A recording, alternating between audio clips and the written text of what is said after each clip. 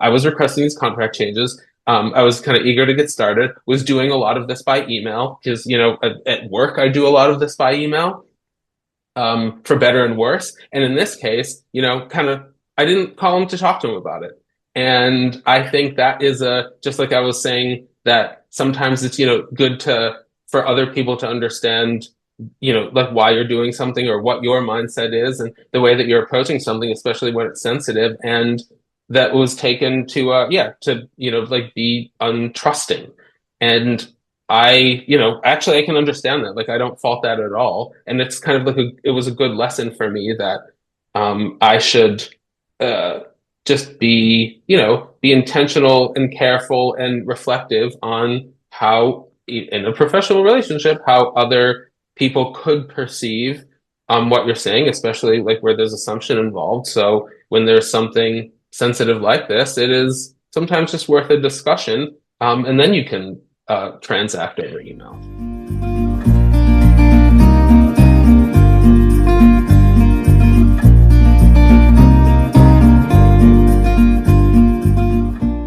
Now, in terms of that contract signing stage, and because I can hear all the work that you did to set up that pre-construction and to have confidence before you signed the contract. What did signing the contract actually look like? How did you kind of navigate that? You mentioned the timeframes that happened between sort of fleshing this stuff out and then actually signing the contract and accepting the price. What did you do to sign the contract and feel comfortable about that? I was conscious that the contract is, a serious document and that I wanted to, have a good look at it before signing. And again, home method lessons, don't rush into something so significant without proper review, which, goes for a lot of things. And yes, most especially for a contract. And I knew that we were receiving a standard contract, and I had I guess like this momentary thought. It's like, surely I can just read this contract and, not necessarily, and it wasn't like the money, it was the time to take, an external review just because we had just moved into a rental home, and it was what was it? It was kind of like, it was May, which like, oh, could we be in this house by Christmas?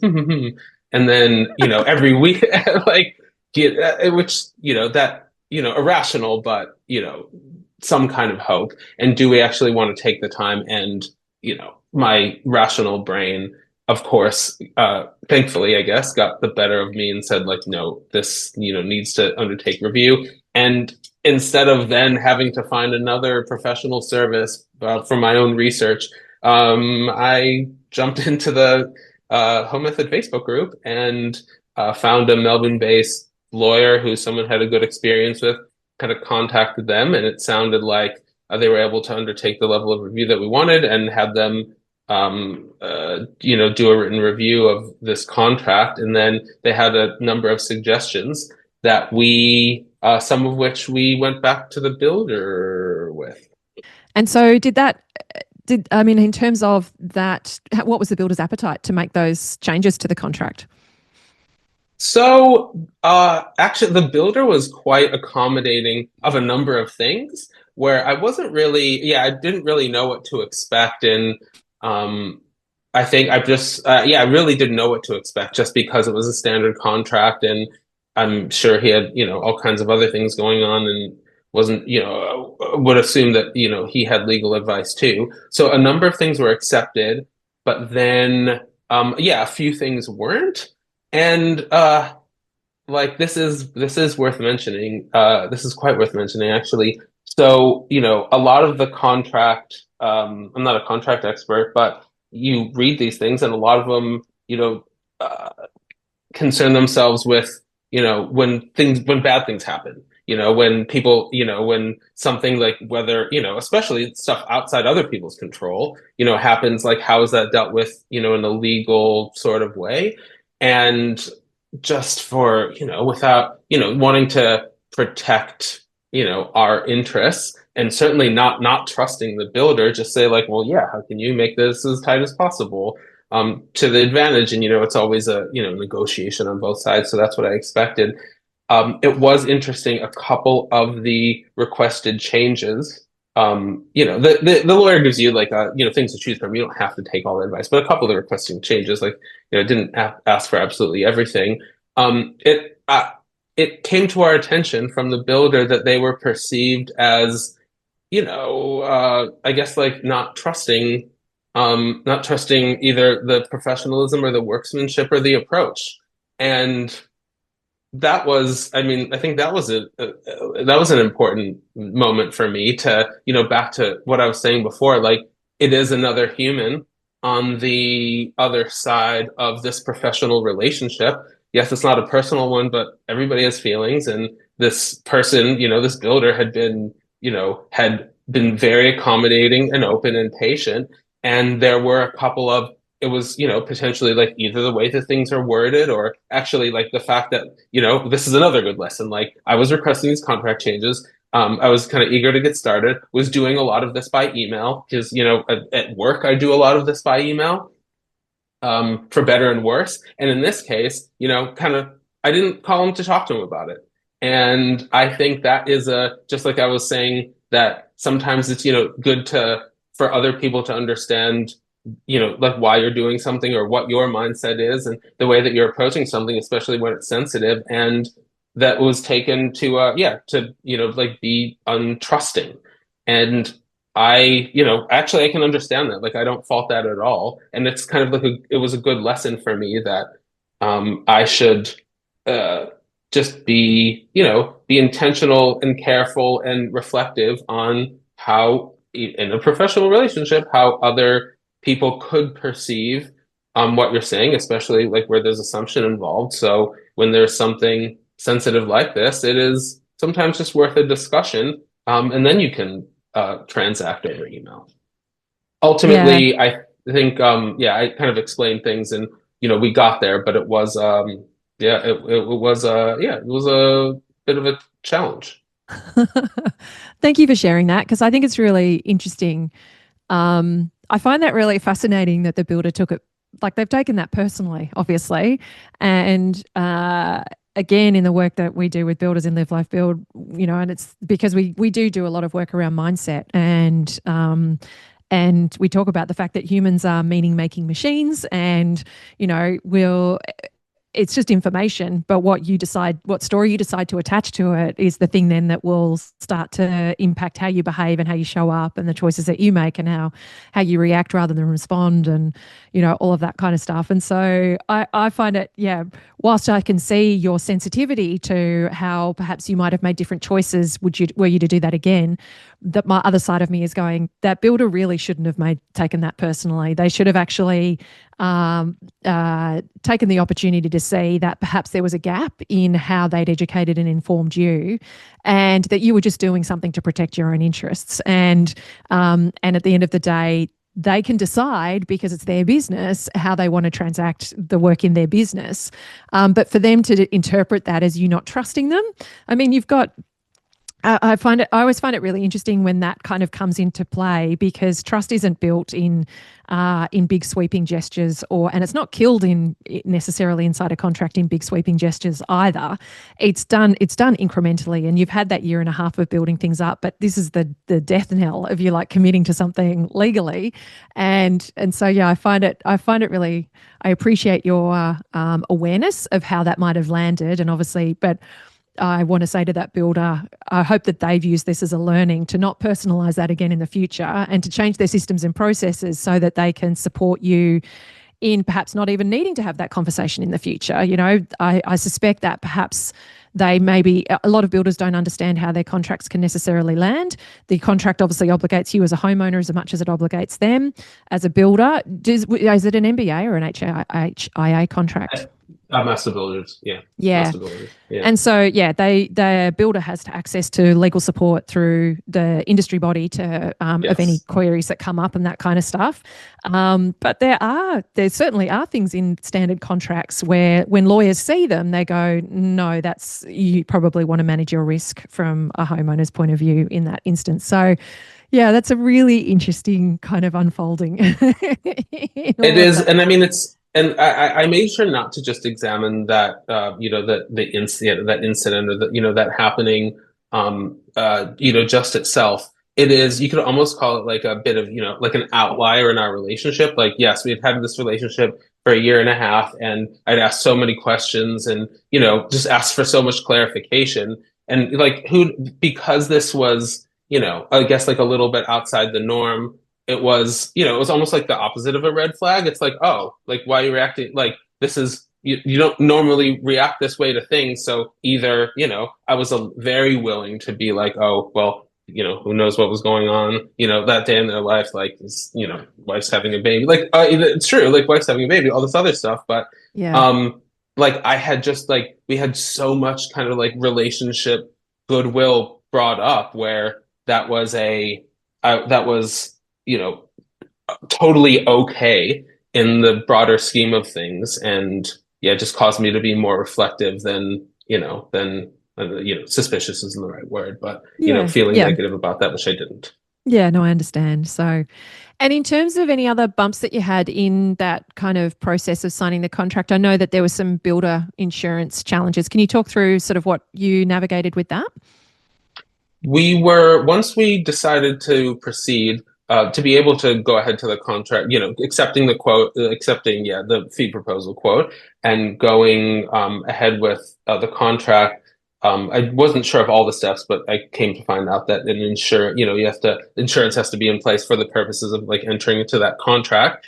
And, this builder runs a small business, and I understood then that there was a step to increase the level of insurance cover to accommodate the two projects that he was planning to do at the same time, and that there were some, with how it works in Victoria, I guess like you can, use a broker who then confirms insurance arrangements from the Victorian insurance body, the managed insurance agency. And there were delays in getting that signed off. And whether it was, there was some delays with the broker, but then it sounded like a government delay, and the, a week or two delay turned into 3 and 4. And I tried to, I'm not, yeah, I just, yeah, I felt like I was patient for a couple of weeks, but really wanted to understand why that was, taking long, and whether anything could be done to escalate. Because I love to escalate issues, or if something is, if you're having an issue, it's like, well, okay, like, how can I get this resolved? I do have the less of a tendency to, wait and wait.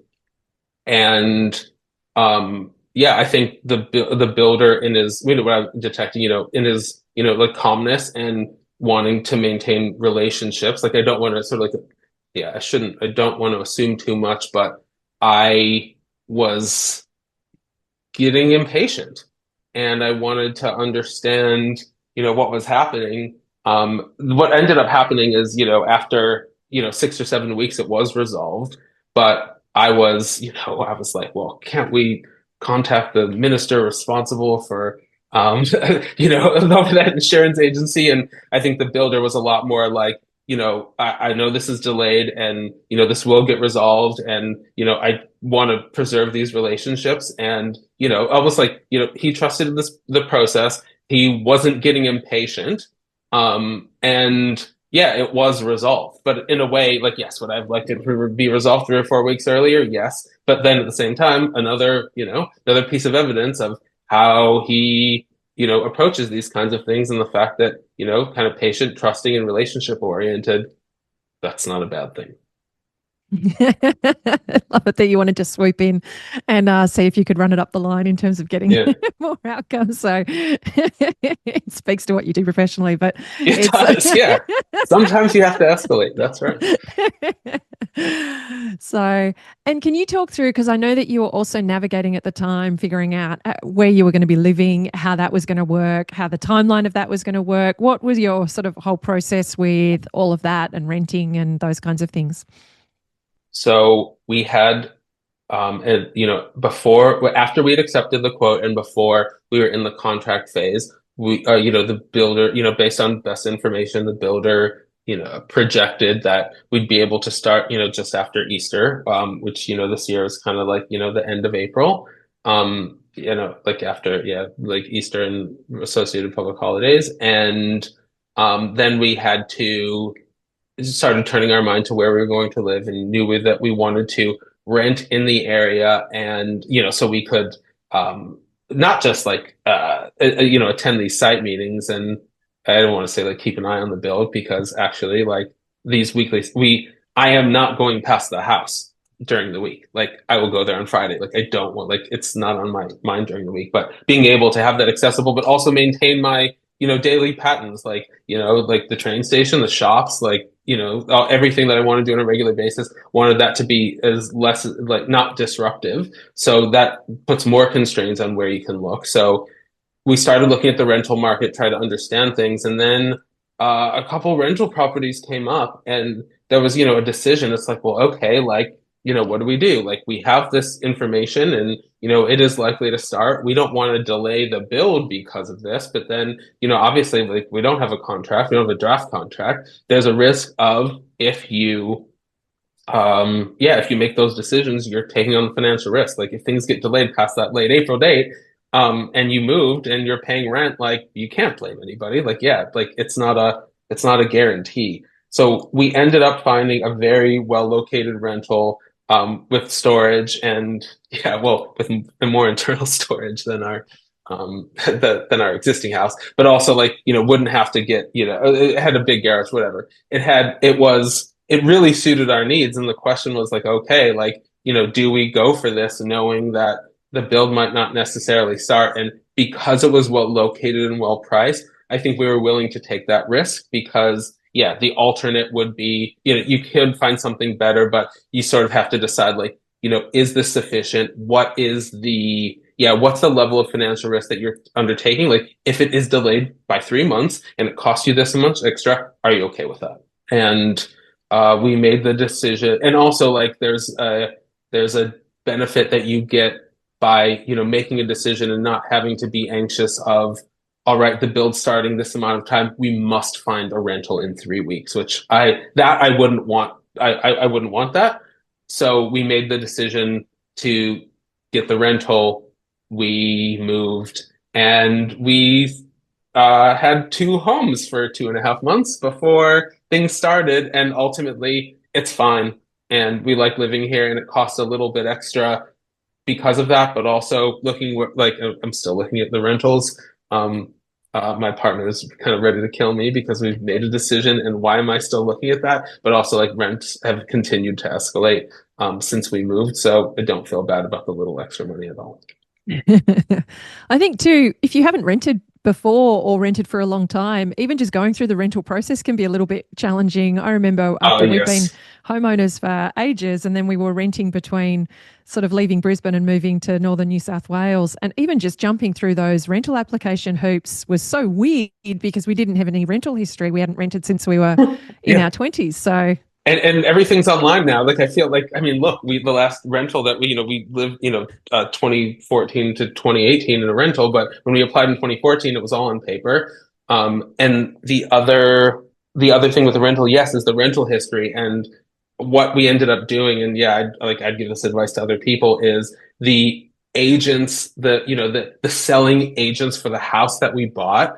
They want to keep in contact with you. And so, we hadn't spoken to them in, the 3 years since we bought the house, but said, hey, like, this is what we're doing. And if because they, agents will also have, they'll selling agents, but they'll also rental properties. I'm like, I don't know if you have anything, coming up that you could recommend.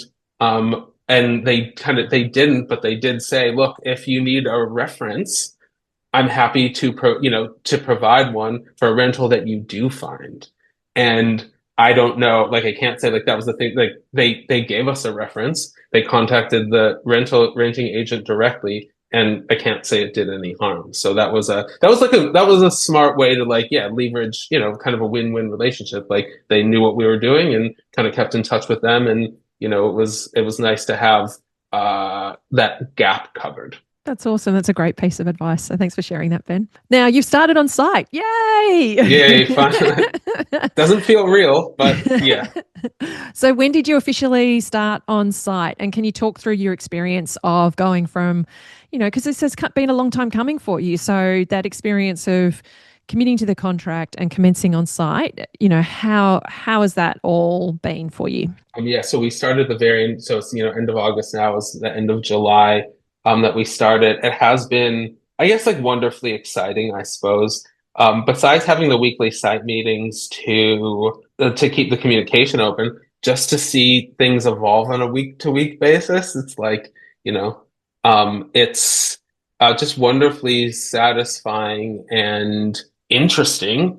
I mean, I learned so much, through Home Method and, putting together a build proposal, like so much about what's entailed in building a home or like, we're extending, but there's a big new build part of it. So I'm just kind of fascinated and to see the home that you were in for a long time, like see it sort of like deconstruct. It's like, whoa, okay. Like you take the plaster off the walls and the ceiling and you're like, it's just a bunch of timber.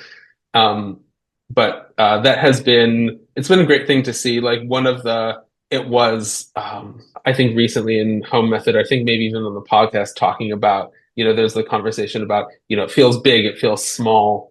And yes, the home feels the extension feels very large when you see a big, kind of like 400 mil deep hole in the ground that they're going to put a subfloor on. But it is really exciting and any, either sort of like any doubts or worries, like we're reminding ourselves, it's like we took so long, to make these decisions and tested it in so many different ways, like, planning things out in the backyard, talking to so many people, getting professional advice. Like if things might sort of like, if things like look weird or, you're kind of questioning, it's like, no, it's like we did the work and we have the confidence.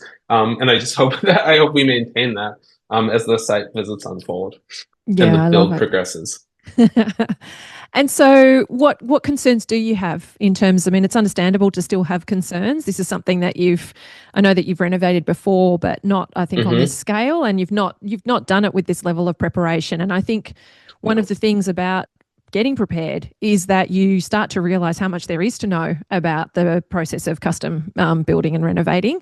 What always fascinates me about the home method community is so much, like you compared to the average homeowner, so much about the process, and yet I see that you can still be concerned that you don't know enough and that something's going to catch you out. So how are you kind of navigating that and your mindset around that, and also just making sure that things are going to happen the way that you hope that they will and that you've prepared for them to?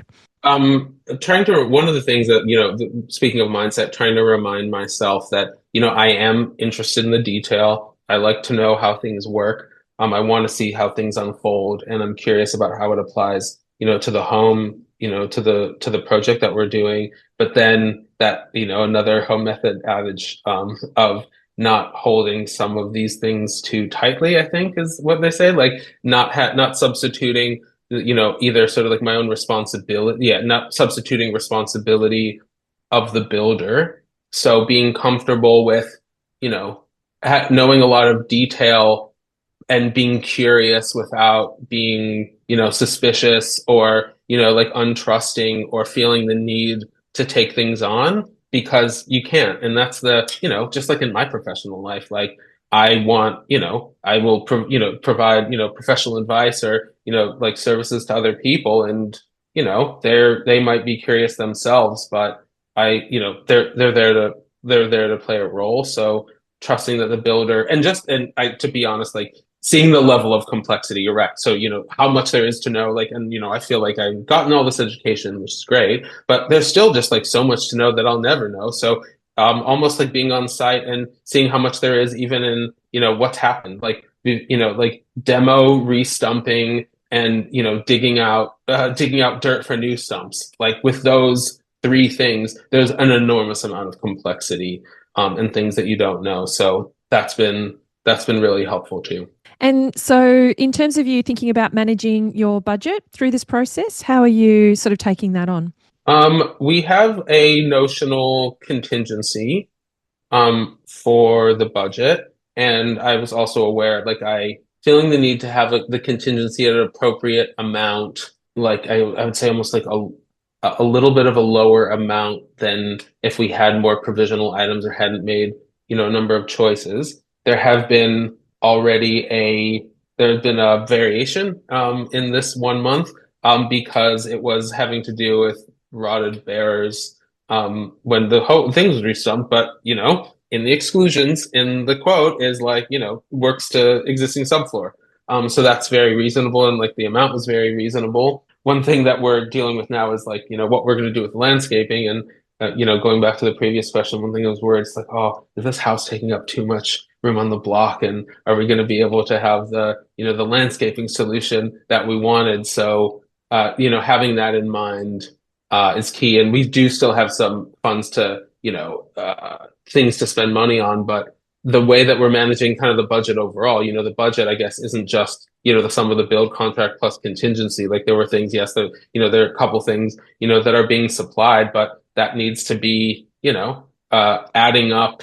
We have made not all the decisions. We've made 90% of the decisions for what's being included. So there's a spreadsheet. It's like, yeah, like this model oven, like that's how much it's going to cost. Like we have this appliance package that's on hold with the, appliance supplier. And there's an amount for feature lighting that hasn't, that we haven't made decisions on, but the level of, yeah, the level of confirmation that we have about the budget is, I think, as reasonably as much as we could expect, but having that contingency amount in case things are unforeseen, to basically like have that allowance and manage, not just manage the budget, but just manage our feelings about it. Yeah, I think that's really wise. I mean, it's a renovation, so there's always things that, even with all the due diligence, can be really tricky unless they've pulled the whole house apart before pricing Yeah. everything to, and when you're living there and that kind of stuff, that's not always possible. So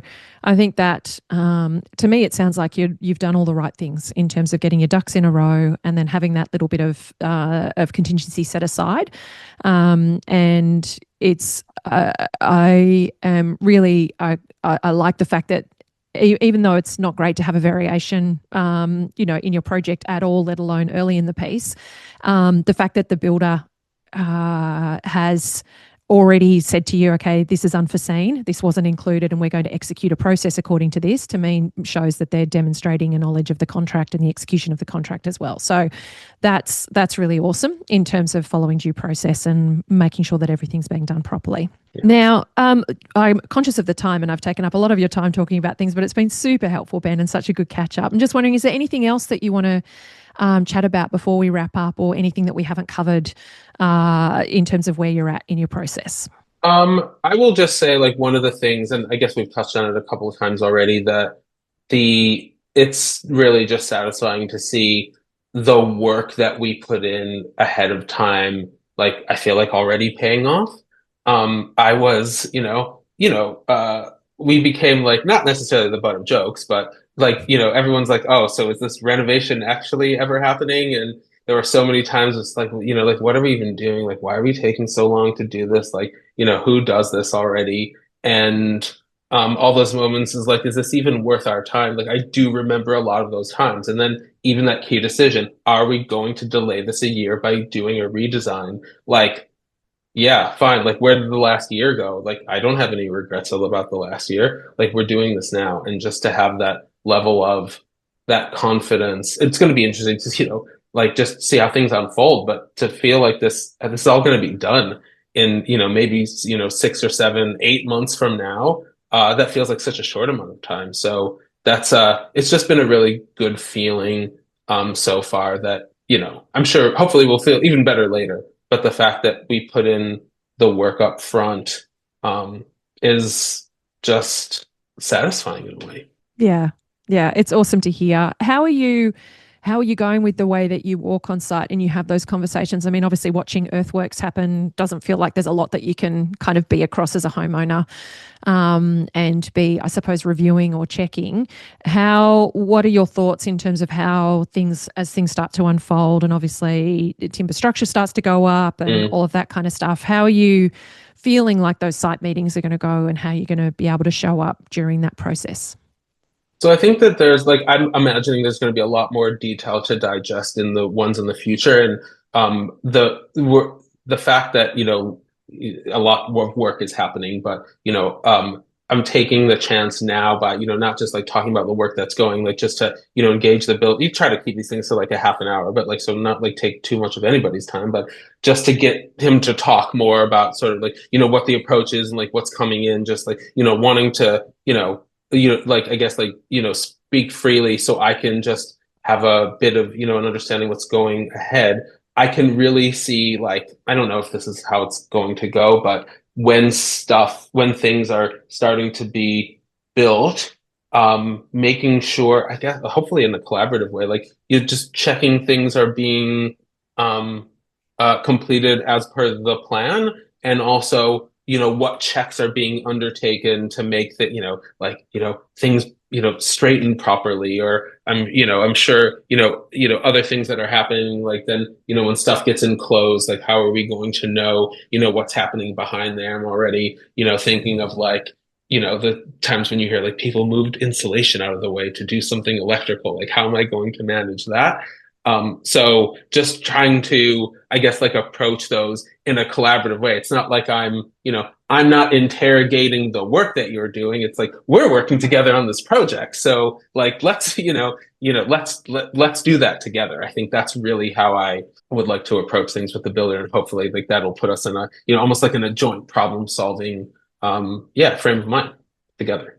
Yeah, it's interesting, isn't it? Because I know that a lot of homeowners will get an inspector, for example, to come and kind of assist with particular milestones in the project. And, that inspector will walk around with a tape measure and a level and, Hmm. a level of interrogation about things. But the challenge always is that the contractual relationship is between you as the client and the building company. And so even if the inspector finds something that isn't meeting Australian standards or that they feel needs to be flagged, it's still you as the homeowner needing to bring that to the builder and compelling the builder to pay attention to it, and demonstrating that it doesn't meet Australian standards or doesn't meet manufacturer's warranty conditions, and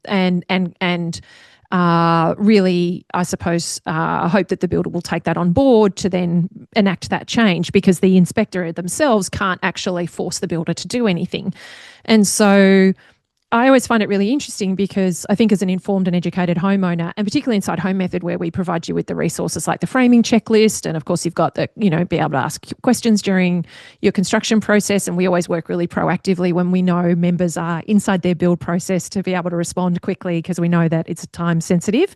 And so we don't wait until the next Q&A to kind of get back to you. We are kind of responding in Yeah. real time.